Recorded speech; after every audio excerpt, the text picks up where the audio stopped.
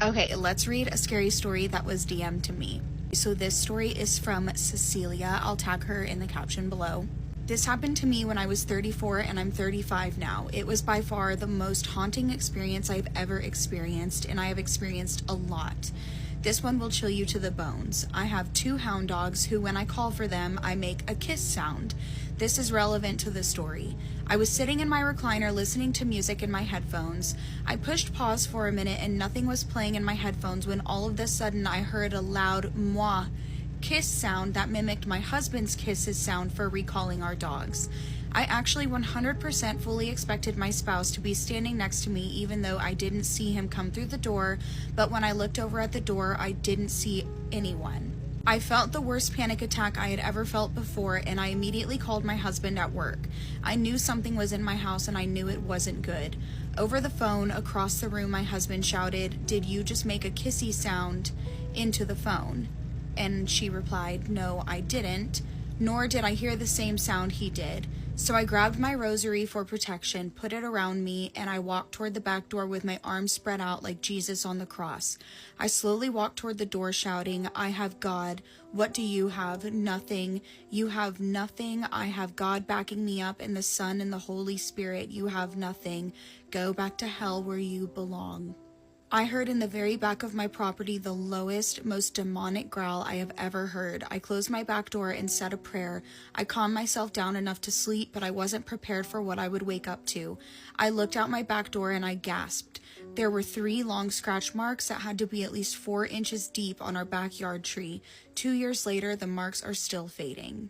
And this happened in Okoboji, Iowa.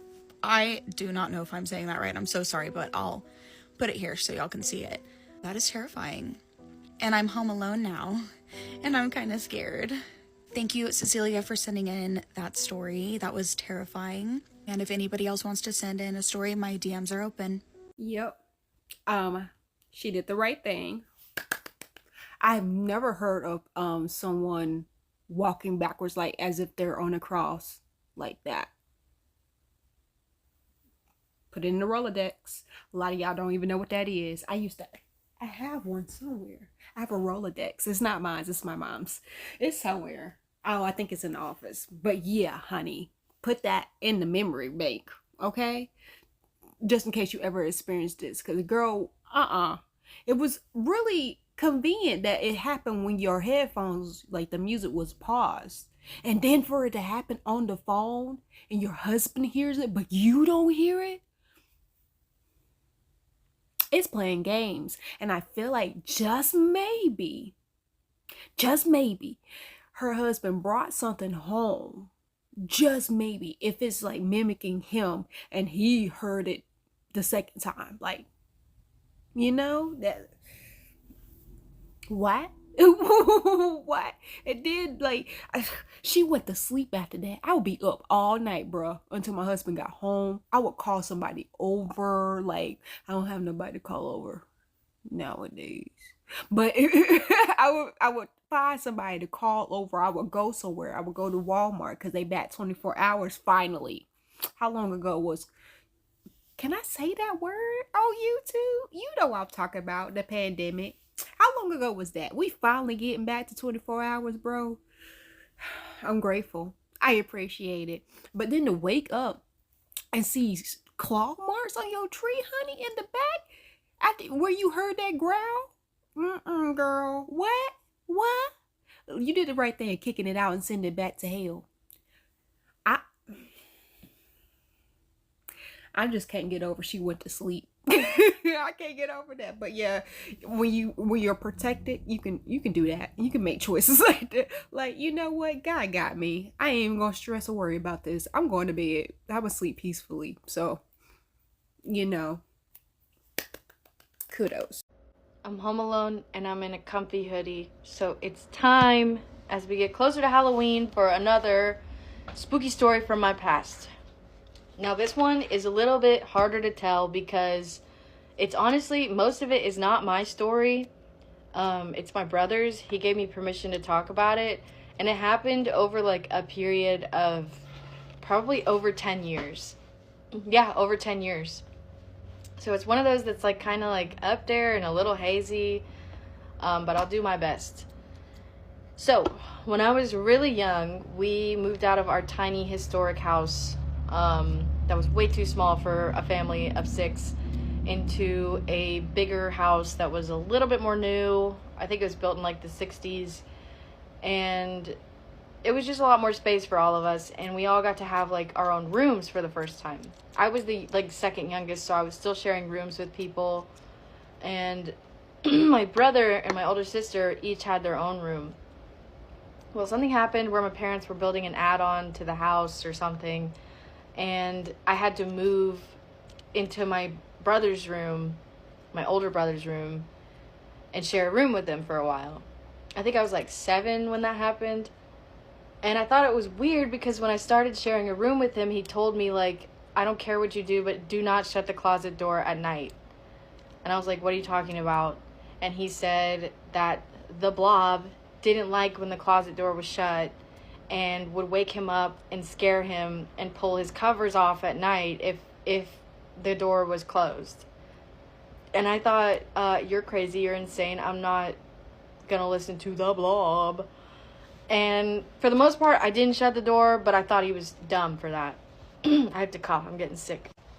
God bless cough drops and cough syrup. So for the most part, I humored him. I didn't shut the door. I would just let it be open all the time. But one day I got sick of it, and I didn't really think about the blob at all. I just shut the closet door because I wanted it shut. And we shared a bed and a blanket. So I drew another picture. That would be us on the bunk bed, and we had the same comforter. And the closet was like in the corner of the room, right? The same day I shut the closet, I woke up, and the closet door was open, and the blanket that we were sharing was somehow only off of my body, completely still on my brother's body, and my half of the blanket wasn't just like taken off of me, it was like rolled and tucked under itself, like almost military style. Like, I could not have rolled it that neatly and still kept him completely covered by the blanket if I had given it 5 hours of attempting to do that. And that's when I was like, okay, maybe there's something to this. Maybe my brother's messing with me, but I'm just not gonna shut the closet door ever again. So years and years went by, and my brothers kept talking about the blob. And we would move into different houses. Like, between then and high school, we moved 2 more times. And this thing really bothered him. And he said, like, I think it follows me when we go places. And one day I asked him, like, what does a blob look like? Keep in mind, we did not have creepypasta at this time. The internet, we didn't even have internet access. So we did not realize that this was a common phenomenon in a lot of other people's lives until we were in our 20s. So I asked him what the blob looks like, and I will just draw a picture of what he described the blob looking like, and you're instantly going to know what I'm talking about if you are involved in any paranormal discussions online. So here he is, the blob, aka the Hat Man. My brother described it perfectly. He said it was about 6 feet tall, broad-shouldered, like incredibly broad-shouldered. And I guess it could get bigger than 6 feet because he said it was huge. Completely made of shadow, and it wore a sheriff's hat, which I misspelled. Yeah, this thing terrorized my brother for over a decade. Well, the years went by, and I kind of believed it, but I kind of didn't. And I don't remember, this is where memory fails me. I don't remember exactly when I found on Reddit that other people had seen this figure, and it was so common that it had a name, like the Hat Man. But I remember the day that I found that out. Like, I don't remember when it was, but I remember when it happened. And I was just like, oh my God, it was real.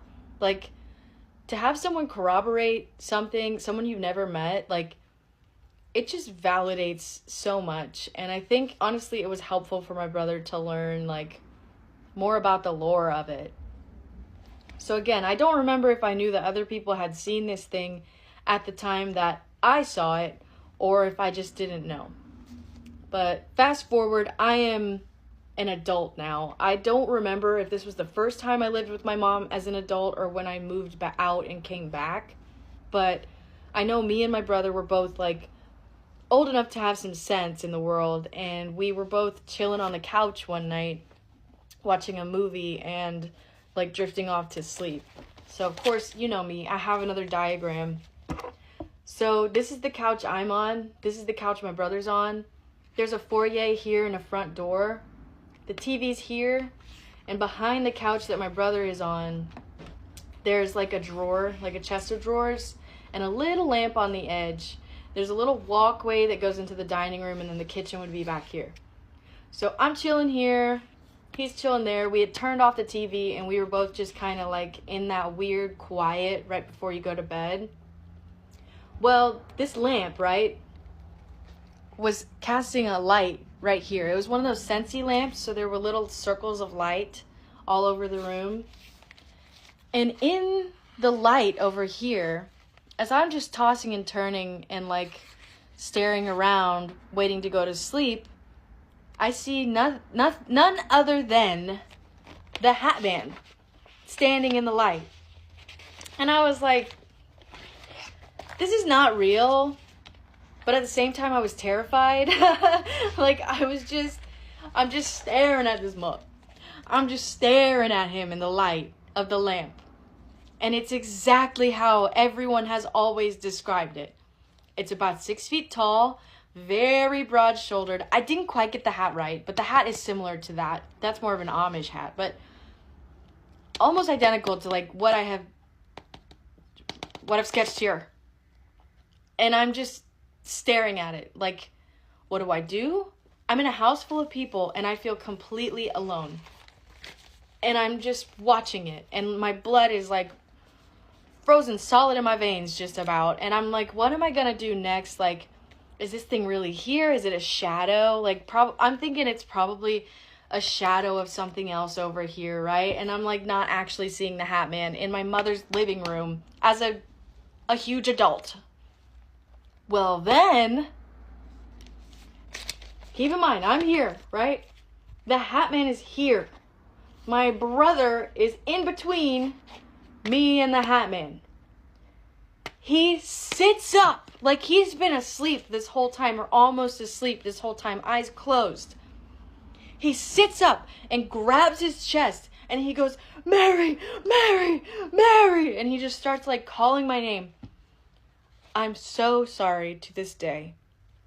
I heard him. I saw him. I saw this. I pretended I was asleep. Okay? Judge me if you want. I was not letting this thing know that I could see it and that I was awake. My brother kind of calms down a little bit. He like turns over and he goes to sleep eventually. I'm still watching the Hat Man, which has not moved. Eventually, I'm like, I can't be scared anymore. I'm going to bed. This thing's not moving. It's obviously a trick of the light. I go to bed. I wake up again. It's like in that like early morning dusk kind of, or early morning where the sun's just coming up. And I see that there's no shadow there anymore. So I'm like, okay, somebody moved whatever was over here causing the shadow. I looked everywhere. Nobody else was up yet. There was nothing that could have made that shadow. I asked my brother, why did you wake up like that last night? And he was like, you could hear me? And I was like, yes, but I wasn't going to talk. He said, I woke up because I felt like someone was standing over me and like wanted to hurt me or something. He never saw the Hat Man. This night, he never saw it. That's our story. Girl, what? You ain't You are not did she say he was her older brother? Girl, let's talk about how old she is. How old does she look? You feel me? Like, when she said adult in our 20s, I was just like, adult where? Every time she said it, I was just like, no. I thought she was like 15, bruh. I mean, granted, people say that I don't look my age. It's the millennial thing. Anybody who's a millennial, I feel she must be a millennial. Can you believe that the last year millennials are 30 this year? Bruh, how did we get here? When did we get here? But I'm not even mad because my 30s have been great, honey. Like, girl, life has changed for the better, honey. For the better, honey. So yeah, friend, the fact that she kept on saying that she was in her 20s when this happened is just like, okay, I'ma just take your word for it. It looks good on you, girl. It looks good. But no, friend, your brother's telling you the rules of his room. He's like, I'm living with this thing. I'm living by its rules because it's going, there's consequences. Like he gonna try to scare me. Whatever it is, gonna try to scare me. And she come in like, okay. No, I would have. That would have been concerning for me. Like, no. Have you told our parents about this? First of all, have you told grandma? Because she seemed like they got that type of grandma that knows what to do. If you ain't got one, I'm so sorry. You can like borrow mine, okay? You can borrow mine for a little bit. Maybe not, because I don't want her to have to deal with that. She don't got that in her life. But yeah, friend, I wouldn't be like, okay, well, I'm gonna just move in and we're just gonna deal with this. After that experience happened, and girl, it sounds like, no judgment, y'all sleeping in the same bed, but I don't want. It's like that episode of Blackish when the twins, like, I think they were like 13 and they separated rooms because the grandma made it awkward and weird. I don't think it would be weird, but in my household, that wasn't a thing. Boys and girls did not sleep in the same bedroom. None of that. That was never a thing. Even like for my mom and her brother, that was never a thing. They had separate rooms.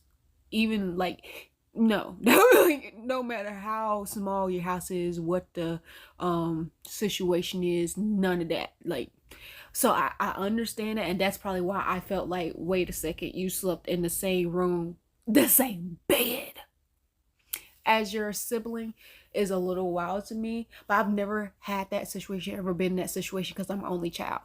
If we were ever that bad off, I feel like my brother would sleep on the floor or sleep on the couch. Like, he would not be allowed to sleep in the room with me. Not because of anything like that. Like, no, it's just that it's just not right over here. Like, it's not even like, because with the Blackish situation, it was just like they were innocent. They was innocent.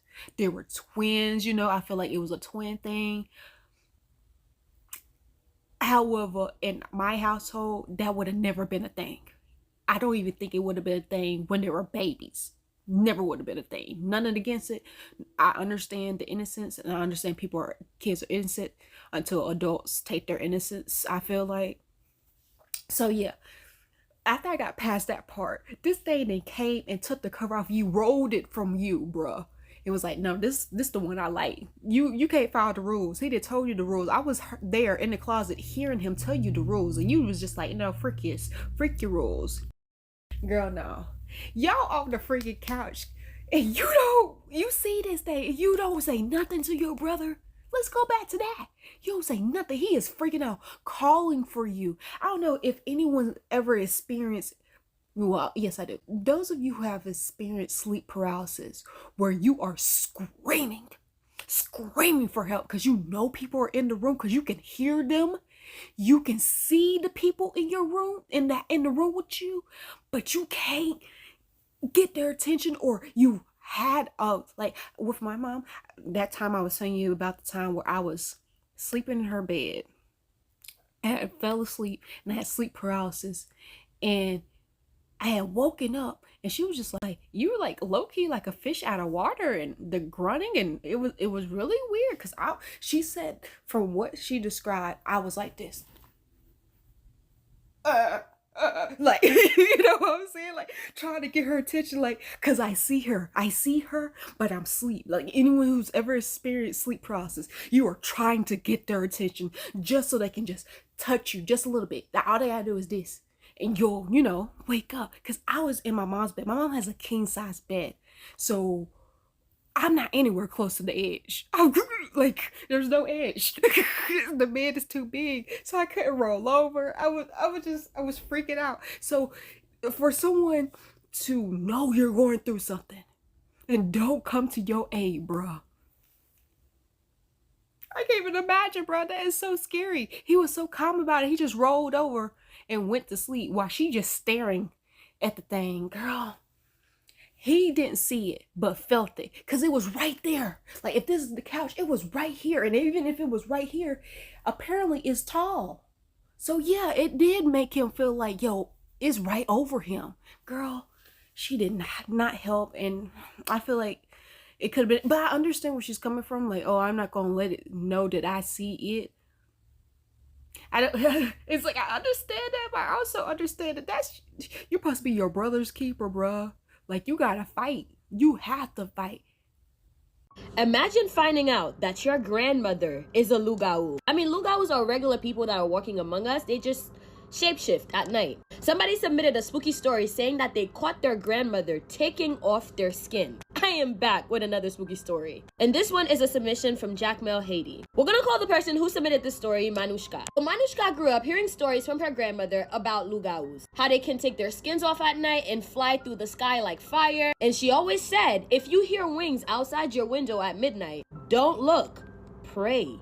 Manushka thought that her grandmother was being dramatic. She thought that the Lugau stories were just folklore. But everything changed one night when Manushka was 16. So they lived in a small wooden house on the hill, surrounded by banana trees. The grandmother's room was right next to Manushka's room. And every night she would hear some form of activities going on over there in the grandmother's room. Whether it be whispering prayers after midnight. Now it does make sense for the grandmother to be praying because she came from a prayerful family. Her entire family, as far as Manushka knows, is religious. And it wasn't the low whispering praying sound. There were other things going on in there too. I really started to raise suspicion with Manushka. It would be a sound of something dripping in the room. She would hear noises of something heavy just dragging on the floor. And then sometimes there would be a smell there.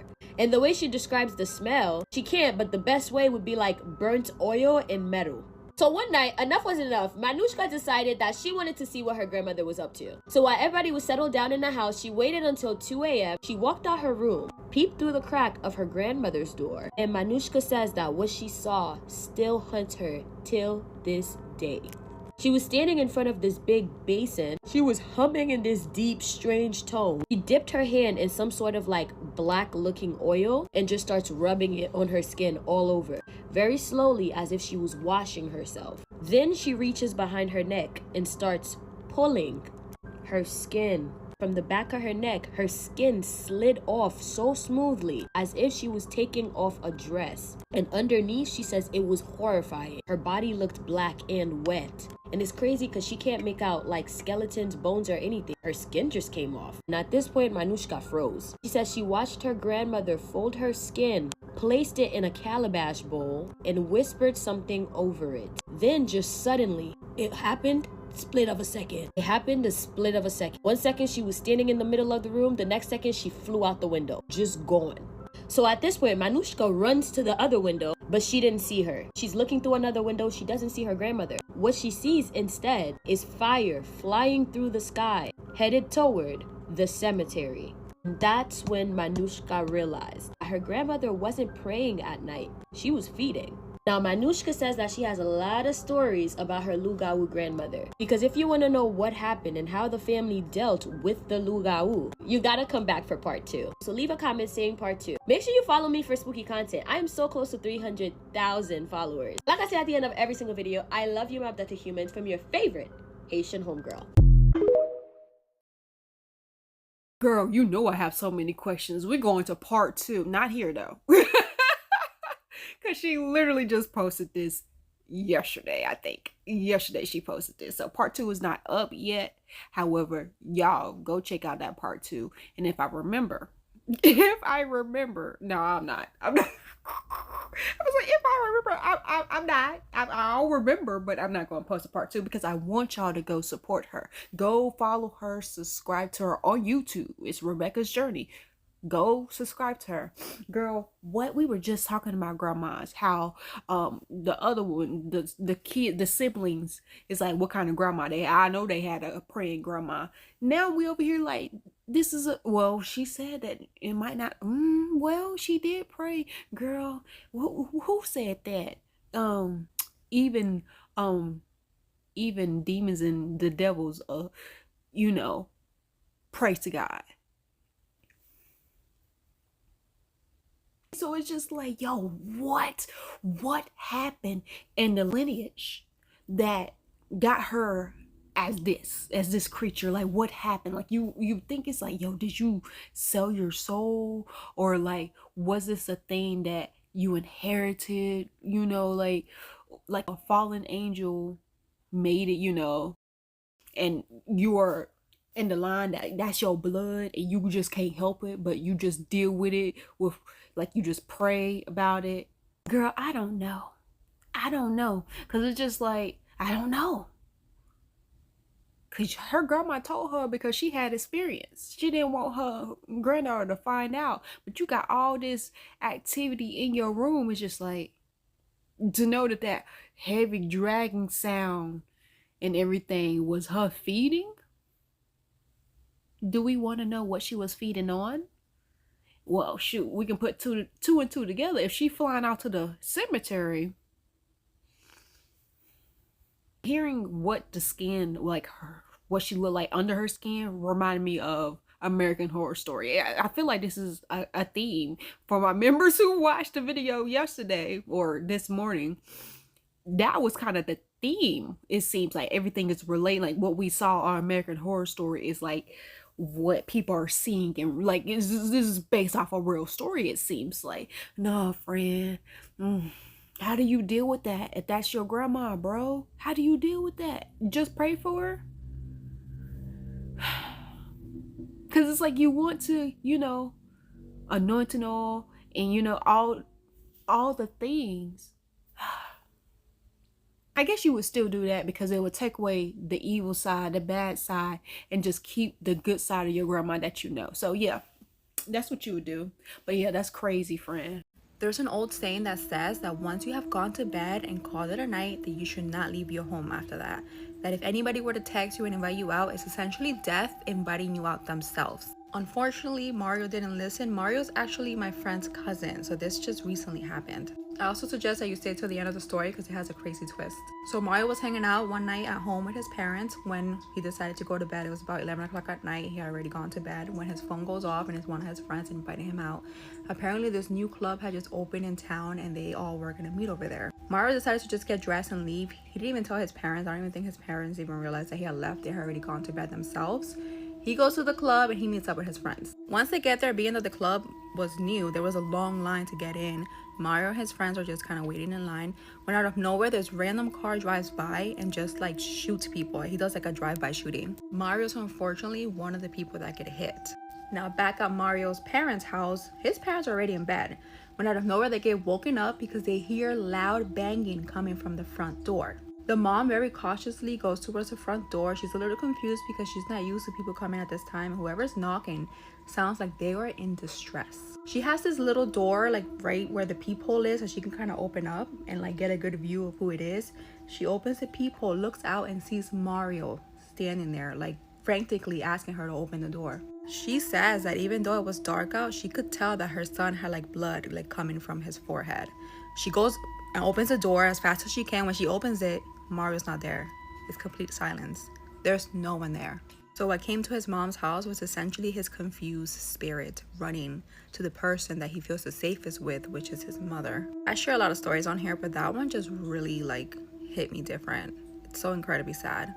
Even after we passed on, we still look for our comfort, like whoever makes us feel the safest, and that's who that was. Girl, y'all gonna have me crying on camera, bro. Did it hit you like it hit me? Girl, what? Dude, I've never heard of that. I don't think I've ever, like, it makes sense, but I've never heard of that. Like someone saying that, like, oh, I'm in the bed, anything outside, if something trying to get me out of my bed is death, bro. I never heard that, but that changes things. That just solidifies when I'm in the bed, I am in the bed. I can't even think of a time where I was in the bed and I got out the bed to go somewhere. I can't think of a time because I don't. That's against my character. Like my character would be like, "What? This can't wait until the morning, boo? Like what party? We not going to no party. That's hilarious. I'm in the bed. I will catch y'all next time." I feel like the only way I would get out of my bed to go to a party is if one of my closest friends wanted to go to the party and they were by themselves. Like they were gun-ho to go to this party. It was by themselves. It was before 11 o'clock because why am I standing in the line? I hate standing in lines at a club. Absolutely hate it. Especially in the city I live in. I just be so disgusted about a line. I'd be like, this ain't a major city. Why are we standing in a line? Why am I paying over $10 to get in somewhere? Why am I paying over $5? Why am I paying in this little town that I live in? And I'm standing in line, and just to go in there and see that it's empty because the party is outside. I have remembered times I used to go to this club and it would be like the line would be so mother freaking long. It would be down 3 blocks. I'm not over exaggerating. Not at all. Not at all. The line would be ridiculous. I remember because when we first started, there was no one there. It was just a spot for us to hang out. And then we messed up and started posting. That was our thing. Me and my friends, we were low-key promoters before there was promoters. We wasn't getting paid. We were just getting in for free and getting free stuff for promoting. So once we started putting it out there, bruh, that line was so mother freaking long. We had a party outside. Because the line to get in was so mother freaking long. It was like, we just got a party right here in the parking lot. It was so many people in the parking lot. They had to close it down. They had to close down everything because it was a party on the inside and on the outside. We were just like, well, so I couldn't even imagine being like, oh yeah, I'm going to get up and go. No. Girl, you done taught me something new, which not really like a thing because I've already applied that to my life. Once I'm in that mother freaking bed, I'm not getting out. That's hilarious. But yo, that is so messed up and sad. Like, for that mama, just imagine that mama who sees her baby hurt, and then I'm assuming the next few hours realize that her baby gone. Girl, let's go to the next one before I start crying. You guys know the drill, but if it is nighttime, do not watch this video, especially if you live in Laredo, Texas. This story was submitted to me by a TikTok user that wishes to remain anonymous, and I absolutely love her because she has given me several really good stories. So for the sake of this video, just like all the other videos, we will call her Lily. When Lily first started dating her now husband, he was living at his mom's house. And from the beginning, Lily's husband's family warned her that the house was haunted. Now, Lily does have experience in the paranormal and she does believe that it exists. However, because she was new to the family, she just kind of wrote it off as they're just messing with her. However, she would soon find out that they were being very serious. There was one instance when she was over and she saw what looked like her boyfriend walk past the door. Assuming that her boyfriend just walked into the bathroom, she just kind of waited there for him to come back into the room. And he would come back in the room, but from the opposite direction. This kind of took Lily off guard and she was like, didn't you just go to the bathroom? But her boyfriend would shake his head and say, no, I was in the kitchen. Mind you, there was no one else home at the time. Her boyfriend at the time just kind of looks at her and is like, you saw it, didn't you? And not wanting to give him the satisfaction of letting him know that he was right, she was just like, oh, it was probably just the TV messing with my eyes. But her boyfriend was not having it because he was like, no, I know you saw it because I saw it too. Only he thought that it was her that had gone into the bathroom. So Lily and her boyfriend would actually go on to get married. And as they were saving up to get their own place, she kind of moved into her mother-in-law's house. And that's when Lily experiences something that freaks her out so much to the point that they actually ended up having to move out. Lily and her husband were getting ready to leave one day, and her husband was in the room packing a bag, and she was going to the kitchen to grab something. As she's heading down the hallway to get to the kitchen, she starts to feel the air get really, really thick. And as she's nearing the end of this hall, she's really starting to feel like there's something that's not right. And as she turned that corner and got a really good view of the kitchen, she would realize what that was. Stood at the end of that hallway, motionless, was this man-like creature that stood well over 6 feet tall. Its skin was the color of bone. It had these deep gray eye sockets that surrounded these soulless white eyes. Its jaw hung open like it had been broken, and its neck was rotated in this unnatural fixed position, almost as if someone had snapped it. And as Lily is staring at this creature that doesn't seem to notice her yet, she's just in shock. She can't move. She doesn't know what to do or how to approach this situation. She's terrified because she's pretty sure this thing is not human, only because it had these unnaturally long arms that kind of hung past its knees. And it was emaciated like a skeleton. Like there's no possible way this could have been a person. And with agonizing slowness, she just kind of slowly and gradually backtracks her way up the hallway to go back to the room where her husband is. And the entire time, as she's backing up, she's not letting that creature out of her sight. As soon as she makes it to the room, she grabs her husband. She's like, "You need to go in there. There's something in there." And confused, he's just kind of looking at her like, "What are you talking about?"